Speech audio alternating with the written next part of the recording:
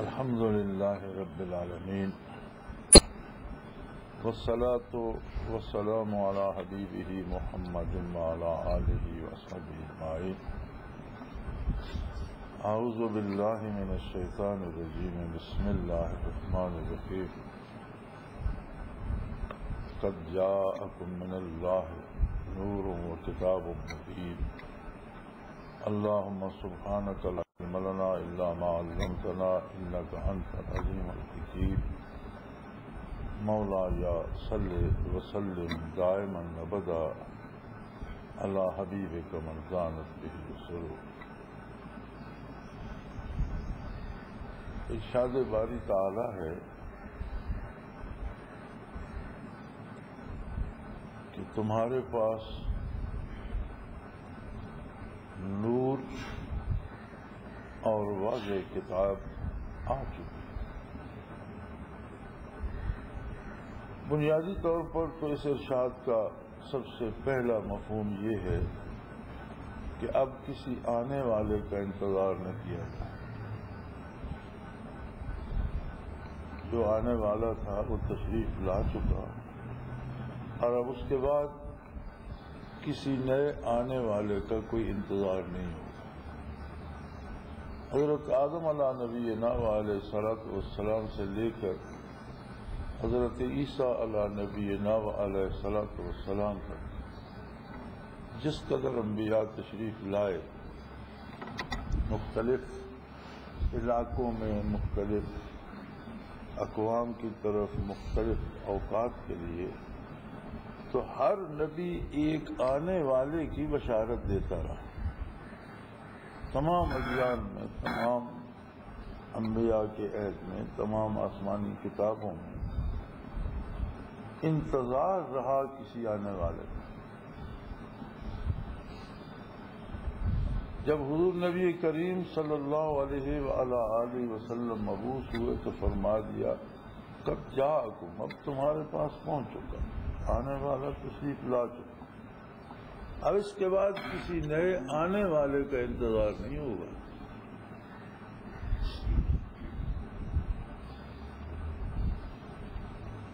آدمی جو سوچتا ہے ایک اثر اس کا بھی ہوتا ہے، جو بات منہ سے نکالتا ہے سوچ سے زیادہ اثر اس کا ہوتا ہے، اور جو کام کرتا ہے بات سے زیادہ اثر اس فعل کا ہوتا ہے. ہر سوچ میں، ہر بات میں، ہر فعل میں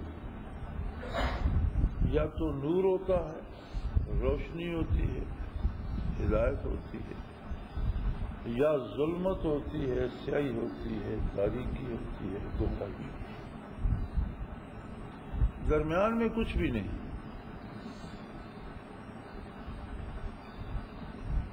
ادھر یا ادھر ہر عمل کا، ہر سوچ کا، ہر بات کا دو میں سے ایک طرف تعلق ضرور ہے.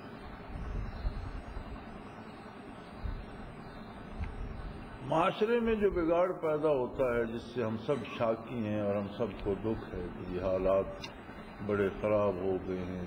کوئی کہتا ہے زمانہ بدل گیا ہے،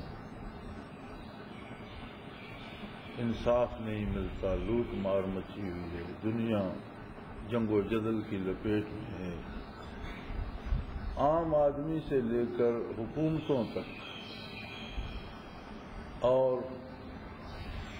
ایک عام دیہاتی سے لے کر سرکاری فوجوں تک ہر کوئی مرنے مارنے پہ لگا ہوا ہے. دنیا کے حالات دیکھیں تو ممالک کے ممالک اجڑے جا رہے ہیں، اور جنہیں ہم سپر پاور سمجھتے ہیں ان کے اپنے حالات دیکھیں تو ہر شہر میں گولی چلتی ہے، ہر روز سینکڑوں لوگ مرتے ہیں، ہر روز ڈاکے پڑتے ہیں، دکانیں لٹتی ہیں، عزتیں لٹتی ہیں، راہ چلتے خون ہوتے ہیں. یہ سارا کیا ہے؟ یہ انسانی معاشرہ ہے.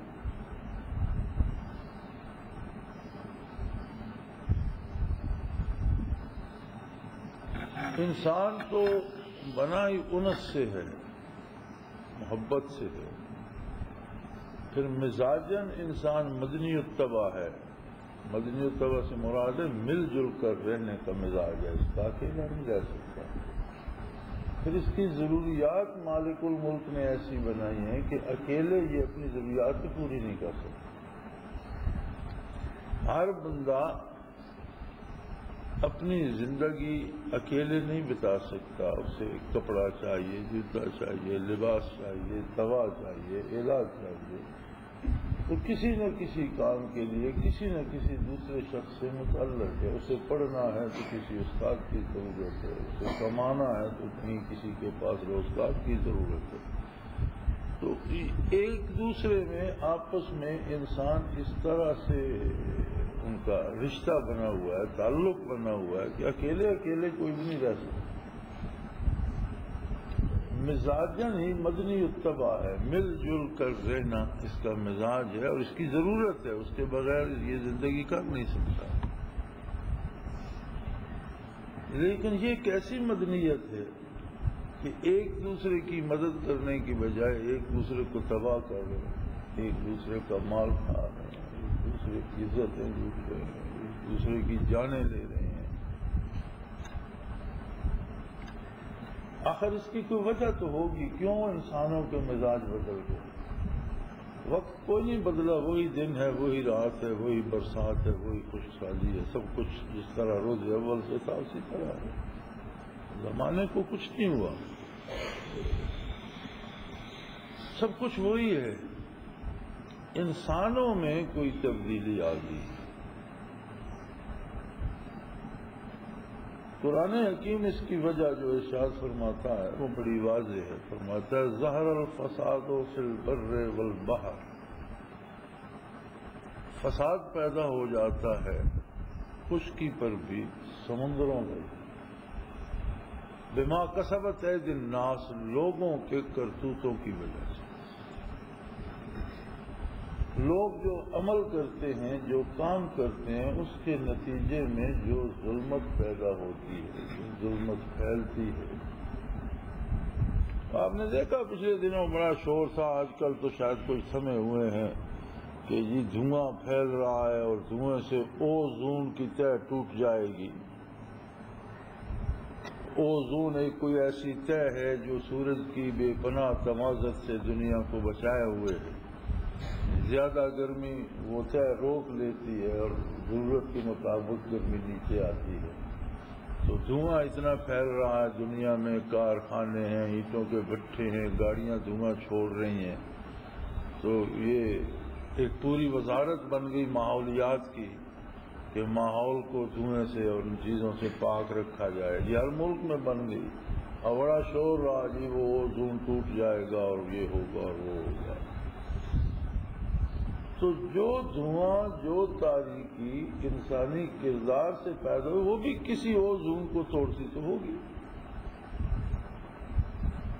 انسانی ماحول کے گرد بھی کوئی ایسا پردہ ضرور ہے جو اسے فساد سے، شر سے محفوظ رکھتا ہے، جو اسے شیطانی اور طاغوتی القاء سے بچائے رکھتا ہے. جس طرح اوزون سورج کی حدت سے بچاتا ہے، اسی طرح کوئی ایسا زون بھی ہوگا جو نہ ہوئے انسانی کو شیطان کے شر سے بچاتا ہے. اور وہ ہے بندوں کا خلوص اللہ کے ساتھ، جس میں ارشاد ہے اِنَّ عِبَادِي لَيْسَ لَكَ عَلَيْهِمْ مِنْ سُلْطَان، جو میرے بندے ہوں گے ان پر تیرا کوئی بس نہیں چلے گا. ایک ایسا اس میں زون بن جائے گا کہ جس کے باہر رہے گا تو ان کے گرد ایسا حصار بن جائے گا حفاظت الہیہ کا کہ تو ان کا کچھ نہیں بگاڑ سکے.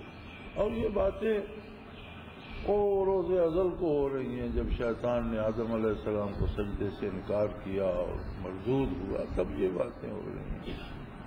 ابھی تو آدم علیہ السلام زمین پہ تشریف نہیں لائے تھے، کوئی نسل انسانی کا وجود نہیں تھا، نسل نہیں چلی تھی آگے. اس وقت جو بات ہو رہی ہے اس وقت بھی رب کریم فرما رہے ہیں کہ ہر مومن کے گرد اس کے ایمان کا، اس کے خلوص کے تحفظ کا ایک سرکل ہوگا، ایک حلقہ ہوگا. اور تو اپنا زور لگاتا رہے، تو اس لائن سے باہر ہوگا، تو باہر بھونکتا رہے کتے کی طرح، کچھ نہیں بگاڑ سکتا۔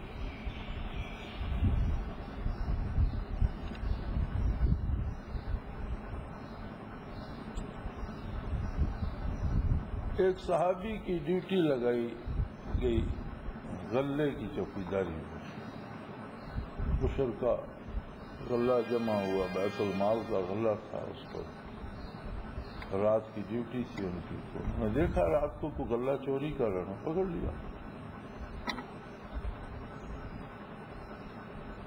اس نے بڑی منت سماجت کی کہ میں بہت مسکین ہوں، بہت غریب اور ضرورت مند تھا، مجھے کئی بچے بھوکے تھے کئی دن سے، تو میں قسم کھاتا ہوں کہ پھر ایسا نہیں کروں گا، کہ آپ مجھے چھوڑ دیں، سزا ملے گی، ہاتھ کٹ جائے گا، پھر میں کیا کروں گا۔ انہوں نے چھوڑ دیا، وعدہ کر رہا اللہ کے ساتھ، لیکن اب صبح رپورٹ تو کرنی تھی، تو بارگاہ نبوی میں پیش ہوئے تو حضور اکرم صلی اللہ علیہ وسلم نے ان کے بتانے سے پہلے پوچھ لیا، بھئی وہ تمہارا رات والا واقعہ چور والا کیا ہوا، وہ تمہارا رات کا چور کیسا رہا؟ انہوں نے کہا یا رسول اللہ میں نے غلطی کی ہے، معافی چاہتا ہوں۔ اس نے بڑی منت سے ماجد کی ہے، پھر اللہ کی قسم کھائی کہ پھر نہیں کروں گا، تو میں نے چھوڑ دیا۔ حضور مسکرا کر خاموش ہو گئے۔ اب دوسری رات پھر انہیں کچھ کھٹ پٹ لگی کہ کچھ ہے، دیکھا تو وہی پھر چوری کر رہا، انہوں نے پھر پکڑ لیا، وہی منت سماجت، پھر وہی قسمیں، وہی وعدے، انہوں نے پھر چھوڑ دیا۔ نبی کے وسلم کی بارگاہ میں گئے، حضور نے پوچھا ہاں بھی تمہارا چور تو پھر آ گیا تھا؟ یا رسول اللہ پھر آ گیا تھا، اللہ نے آپ کو بتا دیا، تو میں نے تو پھر چھوڑ دیا۔ پھر بھی حضور مسکرا کر خاموش ہو گئے۔ تیسری رات پھر پکڑا، انہوں نے کہا اب نہیں چھوڑ، اب کوئی وجہ نہیں کہ میں تجھے چھوڑ دوں، میں تجھے بارگاہ رسالت میں پیش کروں۔ اس نے کہا اچھا ایک بات میں آپ کو بتاتا ہوں، اس شرط پر کہ آپ مجھے چھوڑ دیں۔ بھئی کیا بات ہے؟ بڑی پکے کی بات بتاتا ہوں، کیا کہ جب آپ اپنے گھر میں داخل ہوں سونے کے لیے، تو دروازہ جب کمرے کا بند کرتے ہیں، اس وقت تو آج کی طرح بیڈ رومز تو نہیں ہوتے تھے، ایک ہی کوٹھا ہوتا تھا جس میں آگ بھی جلا لی، کھانا بھی بنا لیا، سو بھی گئے، بچے بھی ہو گئے، میاں بیوی بھی گئے، خاندان کا خاندان سو رہا پڑھ رہا، کوئی چارپائی پر، کوئی نیچے کوئی چیز ڈال کر۔ تو جب آپ سونے لگے تو آیت الکرسی پڑھتے پڑھتے دروازہ بند کر لیں، تو شیطان جب تک آپ دروازہ نہیں کھولیں گے تب تک اندر داخل نہیں ہو سکتا۔ بات تمہیں پتے کی بتائیے، پھر آئندہ مت آنا، چھوڑ دیا۔ صبح پھر نبی کریم صلی اللہ علیہ وسلم نے مسکرا کر پوچھا بھی تمہارا چور تو پھر آ گیا تھا، اچھی قسمیں دلاتے ہو، تم کو باز ہی نہیں آتا۔ اس نے کہا یا رسول اللہ صلی اللہ علیہ وسلم آج اس نے میرے ساتھ سودا کیا ہے، اور مجھے ایک بات بتائیے۔ پھر ساری بات عرض کی تو حضور نے فرمایا ہے تو جھوٹا، لیکن تجھے بات سچی بتا دی، جو تجھے بتایا ہے یہ سچ ہے، ورنہ تو وہ جھوٹ ہے۔ وہ حیران یا رسول اللہ آپ جانتے ہیں وہ کون ہے؟ فرمایا ابلیس تھا، اگر تم پکڑ کر لے آتے تو ہم اسے اس درخت سے باندھ دیتے اور اس کے ساتھ مدینے کے بچے کھیلا کرتے۔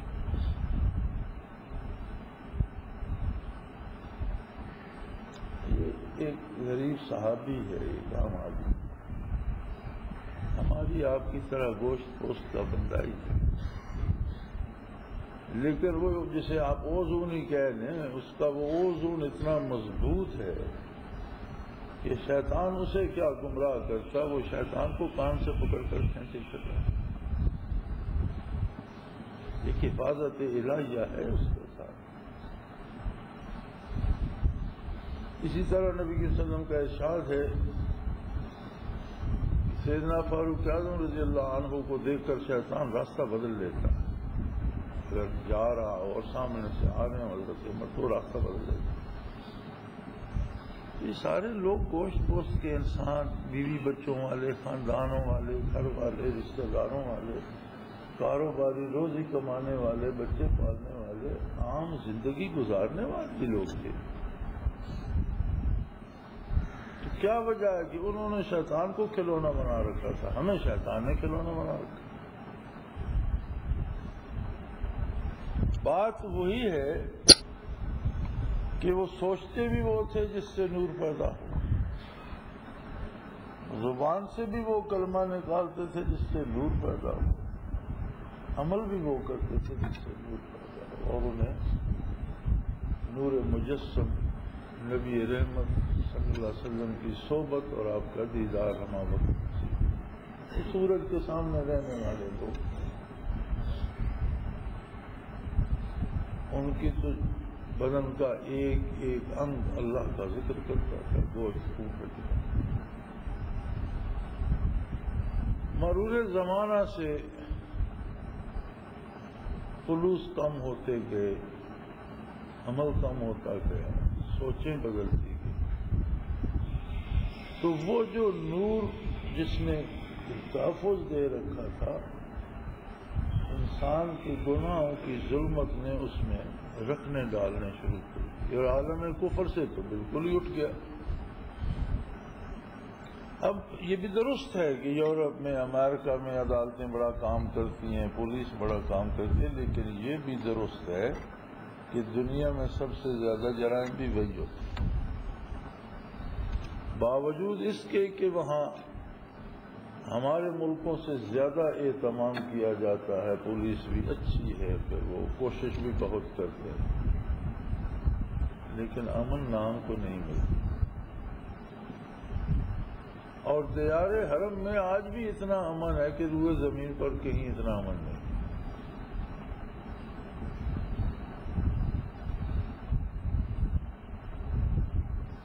تو یہ سب اس لیے ہوتا ہے کہ انسانی کردار اس تحفظ، اس ڈھال کو ہٹا دیتا ہے، اور پھر فساد شروع ہو جاتے ہیں، شیطان کی مداخلت ہوتی ہے۔ ظہر الفساد فی البر والبحر بما کسبت ایدی الناس، لوگوں کے اعمال اور کردار کی وجہ سے زمینوں پر، سمندروں پر فساد پیدا ہو جاتا ہے، طوفان آنے لگ جاتے ہیں، گولیاں چلنے لگ جاتی ہیں، سیلاب آنا شروع ہو جاتا، کوئی نہ کوئی تماشا بنا رہتا ہے۔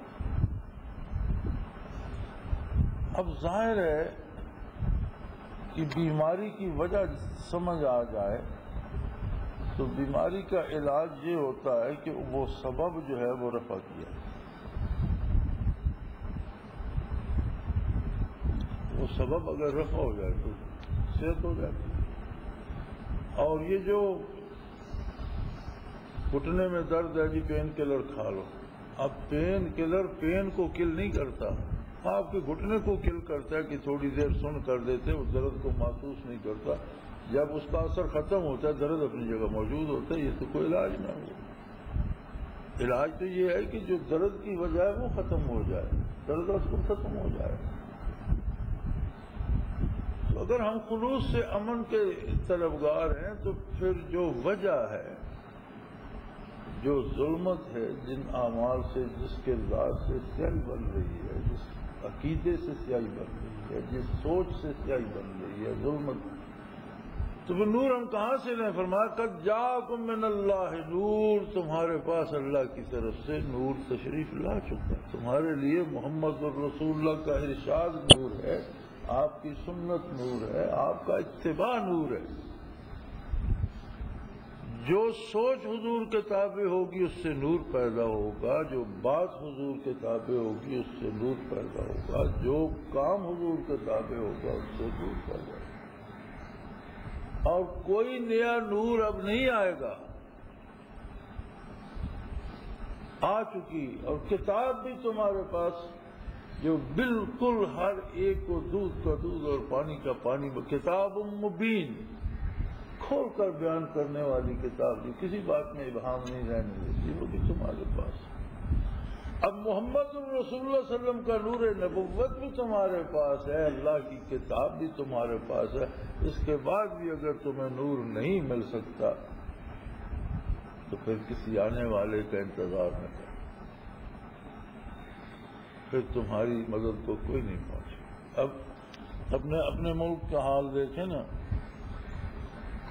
تو میرا خیال ہے 99% سے بھی کچھ زیادہ لوگ اس انتظار میں کہ کوئی آئے گا تو حالات صحیح ہو جائیں گے۔ کوئی کون آئے گا، کیوں آئے گا، کہاں سے آئے گا؟ حالات کے ذمہ دار ہم ہیں، میں ہوں، آپ ہیں، حکمران ہیں، عوام ہیں۔ ہمارا کردار ہم پر حکمرانی کر رہا ہے، جو سوچیں ہماری ہیں وہی ہمارے سامنے پیش آ رہی ہیں، کچھ ہم ہیں۔ اگر کوئی ملک کی اصلاح کرنا چاہتا ہے تو پہلے اس ملک کی تو اصلاح کرے جو اس کے تصرف میں ہے۔ یہ 4.5 رات کا وجود جو ہے، اس کی اصلاح نہیں ہوتی تو اتنے بڑے ملک کی کیسے اصلاح ہوگی؟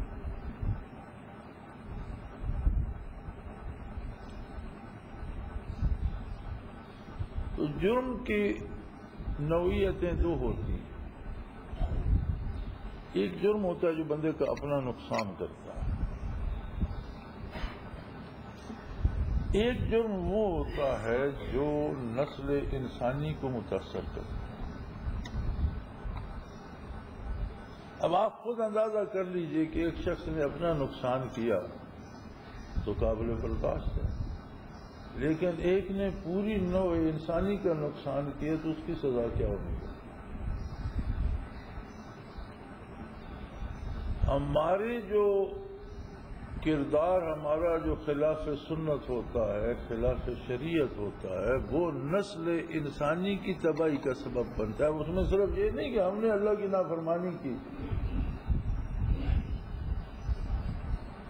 صرف نافرمانی نہیں ہے، نوع انسانی کی تباہی کا سبب بھی ہے۔ اس کا مداوع کیا ہوگا؟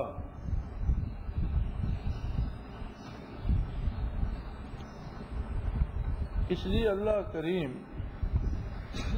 گناہ سے بچائے ہی تو بات بنتی ہے۔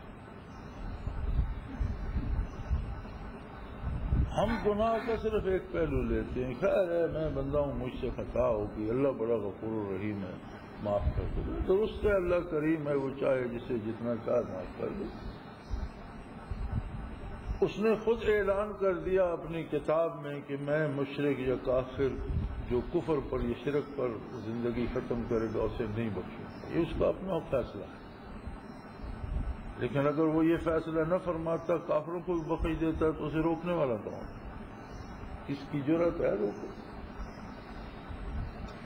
بندے مومن ہے، لاکھوں اس کے گناہ ہیں، وہ معاف کر دے تو اسے کون اس کی بخشش کو روکتا ہے؟ یہ الگ بات ہے۔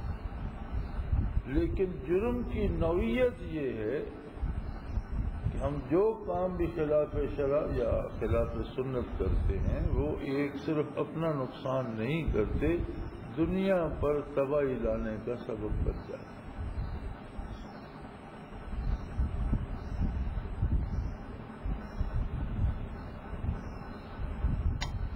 ابھی جب یہ ملائیشیا وغیرہ میں طوفان آیا تو سب سے پہلے روس جو بے دین ملک ہے انہوں نے وہ تصویر شائع کی، طوفان کی جو لہریں سمندر سے اٹھ کر آ رہی ہیں، 100 فٹ بلند لہر اور غالباً 900 کلومیٹر یا 900 میل فی گھنٹہ رفتار تھی۔ لیکن وہ پورا جو طوفان تھا اسے سیٹلائٹ سے دیکھا گیا تو وہ پورا طوفان بالکل اللہ لکھا، موجیں اس طرح بفر کر بن گئی تھیں کہ واضح لفظ اللہ۔ تو یہ غضب الہی کو کس نے دعوت دی؟ ہم ہی نے، ہمارے کردار میں لاکھوں لوگ مرے ہوں گے، اس میں پھر ہم بھی قاتلوں میں شمار ہو جائیں گے۔ تو کسی بھی خطا کا یہ دوسرا پہلو جو ہے یہ بہت زیادہ خطرناک ہے۔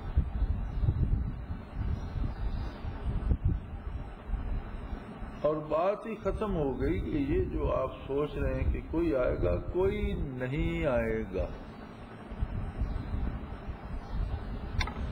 میں پنو عقل میں تھا، ساتھیوں کے پاس ذکر کے لیے تو ہاں،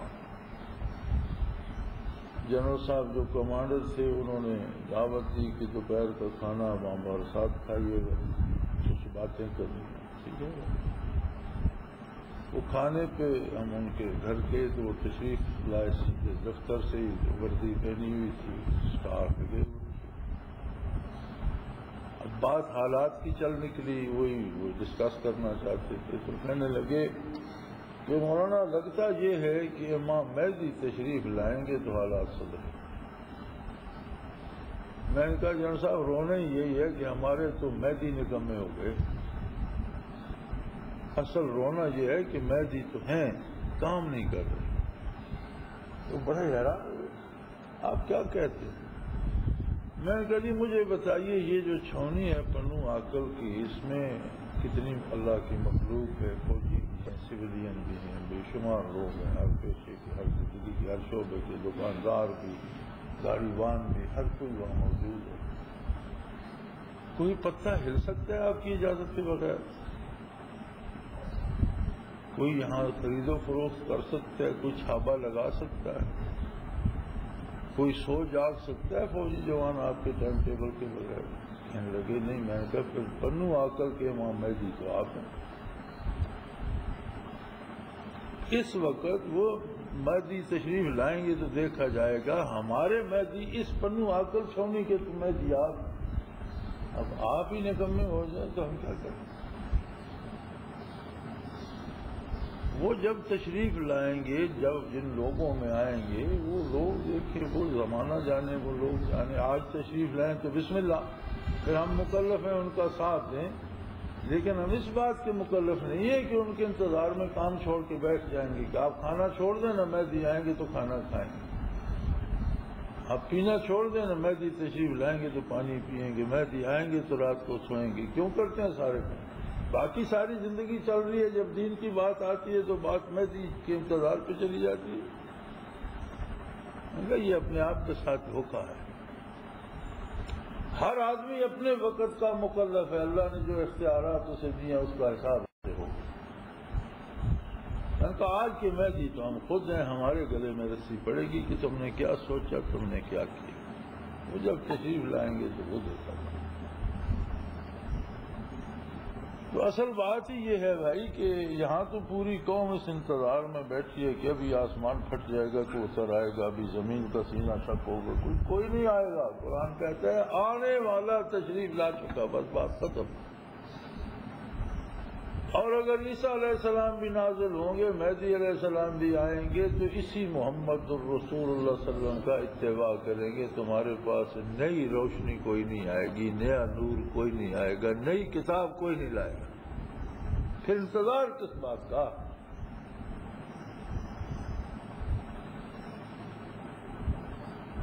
تو میرے بھائی یہ ساری محنت، یہ اللہ کی کاوش، یہ سفر، یہ آنا جانا، انسان بھی عجیب شے ہے۔ اب غذا پر اس کی حیات ہے، فوڈ پوائزننگ سے مر جاتا ہے، اب فوڈ کے بغیر بھی گزارا نہیں اور فوڈ پوائزننگ سے مر بھی جاتا ہے۔ اللہ کے بغیر بھی چارہ نہیں، اور ایسا عجیب ہے کہ کبھی اللہ کرتے ہوئے گمراہ ہو جاتے ہیں۔ اس میں بھی فوڈ پوائزننگ کا خطرہ ہوتا ہے۔ اللہ کی جاتی ہے اس لیے کہ کردار کی اصلاح ہو، قرب الہی کا احساس ہو، اتباع نبوی کا احساس جاگے، اور اپنا جائزہ مقامات کا اس بات سے لیں کہ کتنی غلطیاں مجھ سے چھوٹ گئی، کتنی اصلاح عقیدے میں ہو گئی، کتنی عمل میں ہو گئی، یہی مقامات ہیں حقیقت۔ اب اس میں پوائزننگ کیسے ہوتی ہے؟ میں بڑی اللہ کرتا ہوں جی، میں پارسا ہو گیا ہوں، میں بہت نیک ہو گیا ہوں، میں دوسروں سے بہت بہتر ہو گیا ہوں، پھر خود پیر بننے کی کوشش کرتا ہوں۔ اچھے ساتھی تھے، نیک ساتھی تھے، بیمار بھی تھے، میں باہر نکلا تھا، یہاں باہر وضو فرما رہے تھے اور 2-3 بندے لگے ہوئے تھے ان کے پاؤں دھونے پر۔ میں نے کہا حضرت آپ تیمم کیا کریں، آپ کی یہ حیثیت تو نہیں کہ آپ 4 ملازم رکھیں وضو کرانے کے لیے. یہ بیچارے جو اللہ اللہ کرنے کے لیے آئیں، یہ آپ کو وضو کیوں کراتے ہیں؟ اگر آپ خود وضو نہیں کر سکتے، بیمار ہیں، تو آپ اپنے تیمم کر لیں.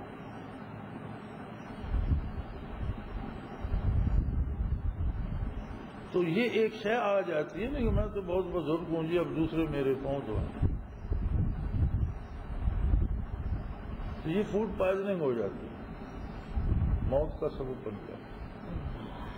میں تو اب سلسلے کے لیے محنت کرتا ہوں، مجھے روٹی روزی دینا ان کا کام ہے. مجھے پیسے دیں، میرے لیے تحفے لائیں، مجھے کپڑے دیں، مجھے جوتے دیں. کیوں دیں بھائی؟ اللہ نے ہاتھ دیے ہیں، وجود دیا ہے، عقل دی ہے، اپنا کام کرو. اور بندہ تو وہ ہے جو کما کر کسی کو دے، جو کسی کو دیکھ کر بیٹھتے وہ کیا بلا ہے. انسانی عظمت تو یہ ہے کہ اتنا کمائے کہ دوسروں کا حصہ بھی کھینچ کر لیا اور پھر انہیں ان کے گھر پہنچائے. زکوٰۃ دے، صدقات دے، اللہ کے نام پر خرچ کرے. وہ حصہ تو دراصل ان لوگوں کا ہوتا ہے، بڑے باہمت لوگ ہوتے ہیں جو دوسروں کا رزق بھی گھسیٹ کے لے آتے اور پھر ان تک پہنچاتے. اور جو دبا کے بیٹھ جاتا ہے نا، اللہ اسے بھیجتا ہے پھر جا کر پولیس کو دے آؤ، ڈاکٹر کو دے آؤ. جو دوسروں کا دبایا ہوا ہے وہ کسی نہ کسی طرح جا کر خرچ کر رہا ہو. پھر ساتھ مصیبت بھی ہوتی ہے، جوتے بھی پڑتے ہیں، پیسے بھی دینے پڑتے ہیں.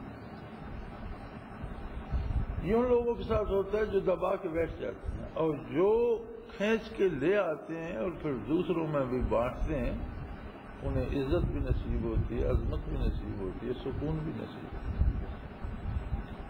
لینے کے لیے صرف ایک دروازہ ہے اور وہ اللہ کا. ہر چیز مانگو، ہر وقت مانگو، مانگتے ہی رہو، مانگنے سے خوش ہوتا ہے. بندہ خود محتاج ہے، بندے پر امید لگا کر بیٹھنا تیار ہے. نسل انسانی کی ہدایت، رہنمائی، تحفظ، دنیاوی زندگی میں بھی امن و سکون اور دائمی زندگی میں امن و سکون کی ضمانت، یہ خزانہ، یہ دولت تمہارے پاس پہنچ چکی. قد جاءکم، وہ پکی پکی آ چکی، اب مزید کچھ نہیں آئے گا. نہ کوئی نیا ایسا بندہ آئے گا جو نور کی طرف رہنمائی کرے، جو نور بانٹے، جو اعمال اور کردار کو نورانی کر دے. نہ کوئی نئی کتاب آئے. اللہ کریم توفیق عمل دے، خطاؤں سے درگزر فرمائے اور نیک لوگوں کے ساتھ زندہ رکھے، نیکی پر موت دے، نیک لوگوں کے ساتھ حشر کرے. تو آخر دعوانا ان الحمدللہ رب العالمین.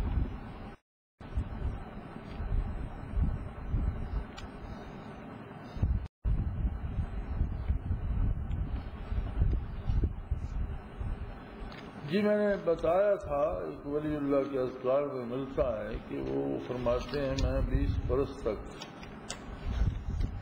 جب تک تجلیات باری کو نہ دیکھتا سجدہ نہیں کرتا تھا، تو 20 برس بعد مجھے سمجھ آئی کہ یہ روشنی تو مجھے میرا نفس دکھا رہا ہے. تو میں نے پھر 20 برس کی نمازیں لوٹائیں، قضا کی. لوٹائیں تو نہیں ہوئی تھی. تو ہوتا یہ ہے، میں نے کئی دفعہ آپ سے پہلے بھی عرض کیا ہے کہ ہوتا یہ ہے کہ کشف کا معنی ہے کسی چیز کو کھول دینا، کوئی چیز پس پردہ ہے تو آگے سے پردہ ہٹا دینا. سارا دین نبی کو کشف سے نصیب ہوتا ہے، فرشتے کو دیکھنا، فرشتے کی بات سننا. جبکہ دوسری مخلوق پاس بیٹھی ہے، انہیں فرشتہ نظر نہیں آ رہا، آواز نہیں سنائی دے رہی، کشف ہے. لیکن نبی کا کشف شبہات سے بالا تر ہوتا ہے، اور ایک ایک باریکی، ایک ایک جز، ایک ایک چیز نبی کو دکھا بھی جاتی ہے، بتائی بھی جاتی ہے، اور نبی کا دل اسے بغیر کسی شبہ کے قبول بھی کرتا ہے، کیونکہ وہ کلمہ نبوت کا نہیں ہے. ولی کو کشف ہوتا ہے تو ولی کو چیز اجمالی نظر آتی ہے. جیسے کسی کو دور سے دکھا دیا جائے کہ یہ دارالعرفان ہے، اب اسے یہ تو نہیں سمجھ آتی کہ اندر لوگ کتنے بیٹھے ہیں، اس کی کھڑکیاں کتنی ہیں، دروازہ کس طرف ہے، پنکھے کہاں ہیں، ان کے بٹن کتنے ہیں، صفحیں کتنی پڑی ہیں، سمجھ نہیں آئی۔ پھر جو تحفظ اللہ کی طرف سے نبوت کو نصیب ہوتا ہے وہ ولایت کو نہیں ہوتا۔ تو شیطان بھی کچھ نہ کچھ شرارت کرتا ہے، کچھ اپنا نفس بھی کر سکتا ہے۔ اب اللہ اللہ کرتے کرتے ان کے کا نفس لطیفہ نفس منور ہو گیا، تو اپنے مراقبات میں یا اپنی کیفیات میں وہ نور نور تو اس پہ بھی تو تجلیات باری ہوتی ہیں، لیکن ان سے تو نفس روشن ہے، سجدہ تو اللہ کو کرنا ہے۔ تو انہیں یہ غلط فہمی ہو گئی کہ شاید یہ ذات باری میرے سامنے موجود ہے، حالانکہ ذات باری تو اس سے بہت بالا تر ہے، ہر وقت ہر جگہ موجود بھی ہے اور ہر وقت ہر ایک کو نظر بھی نہیں آتا، پتہ بھی نہیں چلتا۔ یہ تو ایمان بالغیب کا معاملہ ہے جب تک اس دنیا میں ہے، ہر ایک کے لیے ایمان بالغیب۔ تو یہ غلطی ہو گئی، نماز تو ایمان بالغیب سے پڑھنی تھی نا، اب ان انوارات کو دیکھ کر یا ان مراقبات کو دیکھ کر تو نہیں پڑھنی تھی، نماز کو ادا کرنی تھی اللہ کی اطاعت کے لیے، بیت اللہ کی طرف قبلہ کی طرف منہ کر کے ارکان صلاۃ ادا کرنے تھے اس خلوص کے ساتھ کہ اللہ میرے روبرو وہ مجھے دیکھ رہا ہے، یا میں اسے دیکھ رہا ہوں، تو یہ ایک یقین کی حد ہے کہ میں اللہ کو دیکھ رہا ہوں، دنیا میں ان آنکھوں سے اس کی تجلیات نظر نہیں آتی۔ یہ ایک تھوڑا سا فرق تھا جس میں غلطی لگ گئی، تو یہ اللہ کا کرم ہے کہ پھر اس نے انہیں احساس دلا دیا، سمجھ آ گئی، اس کا انہوں نے درستی کر لی، اصلاح کر لی، توبہ کر لی، آئندہ سے اپنی نماز درست کر لی۔ تو اس طرح کے دھوکے کشف میں لگتے ہیں، اور میں پہلے بھی بار عرض کر چکا ہوں کہ شریعت واضح ہے اور ہر آدمی مکلف ہے شریعت کا اتباع کرے۔ کشف و مشاہدہ تعبیر کا محتاج ہوتا ہے، بالخصوص ولی کا کشف ہمیشہ تعبیر کا محتاج ہوتا ہے، یا تو بندے میں اتنی استعداد ہو خود تعبیر سمجھ لے، اور اتنی سمجھ نہ آئے تو پھر شیخ سے پوچھے، لیکن اتباع بہر حال ہو سکتا ہے شیخ کو بھی سمجھنا ہے، شیخ بھی تو انسان ہے، اس کے علوم کی بھی تو ایک حد ہے، اس کی سمجھ کی بھی ایک حد ہے، ایک حد تک اسے سمجھ آئے گی، شاید آگے بات وہ بھی نہ سمجھ سکے۔ تو ان سب چیزوں سے یکسو ہو کر عبادات یا فرائض جو ہے وہ سیدھے سیدھے اللہ کے حضور سجدہ ریز ہو۔ تو کشف و مشاہدات میں غلطی لگنے کا امکان بھی ہوتا ہے، پھر کشف تعبیر کا محتاج بھی ہوتا ہے، ویسے اللہ کی نعمت ہے لیکن اس کی احتیاطیں بھی ہیں۔ وآخر دعوانا الحمدللہ۔